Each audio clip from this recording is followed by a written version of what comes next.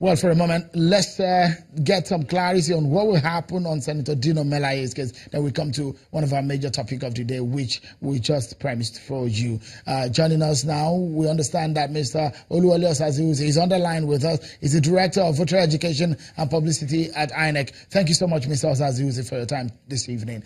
What will be the next line of action for INEC when the court has said you can go ahead on the process of recall? Yes, thank you very much. We have not yet received the certified copy of the judgment. When we do, we'll study that judgment, but we've heard the summary of the conclusions of the justices of the Court of Appeal. And when we receive the certified copy, we'll study it carefully, but from our understanding of what was said, that the process can and should continue. And recall that the 90 days, once you submit the petition, we have 90 days within which you should conduct a referendum to decide if the people really want it or not.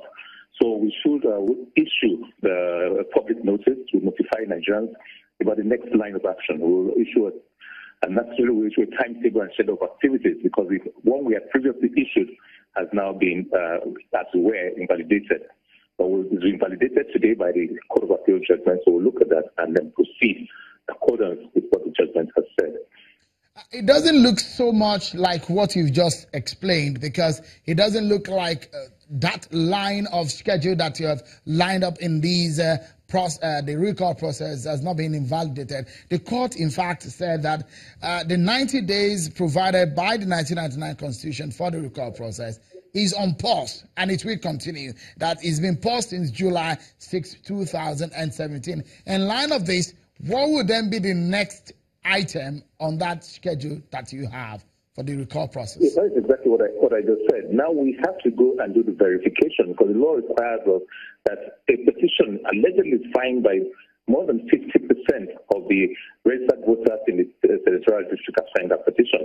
The law says the next step is for us to go now, notify the senator and go back and say, look, this is the thing, give us your agent, and we'll now go to do a verification exercise. So we have to now outline these things, because it was paused. So we now have to go back. You recall that our timetable, we were talking of months ago. So we have to go last year, in fact. So we have to go back there and say, look, this is the thing, from such and such a date we'll do verification. If the verification is successful, this is the next step. And if all the steps are successful, then we'll now have to go and conduct a referendum.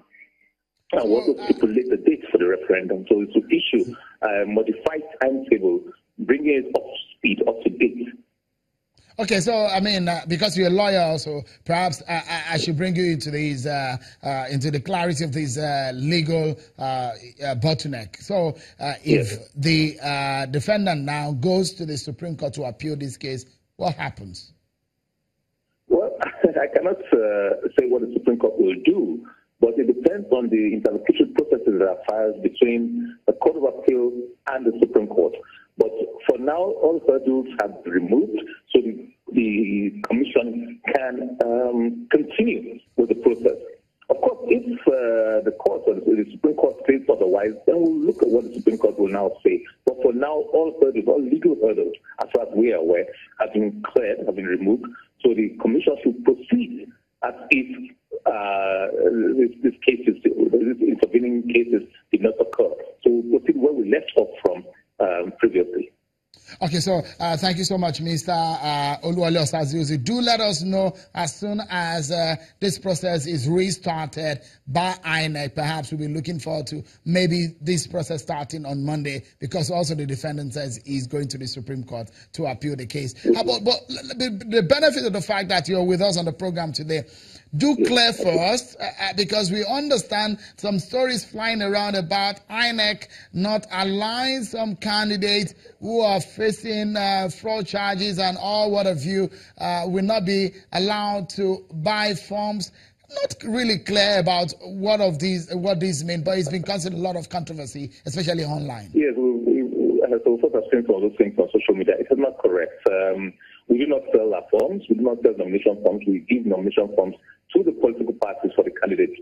And except somebody is expressly disqualified by a court of law, we do not intend to, and we will not disqualify any person. It's only somebody who has a legal impediment. A legal impediment is conviction an offense involving dishonesty. We don't have any such part. We have no intentions. It's mysterious. We don't know where that's speculation or where that is coming from at all. We don't do that. Oluwale Osazi-Uzie, Director of Voter Education and Publicity at INEC. Many thanks for your time on the program tonight.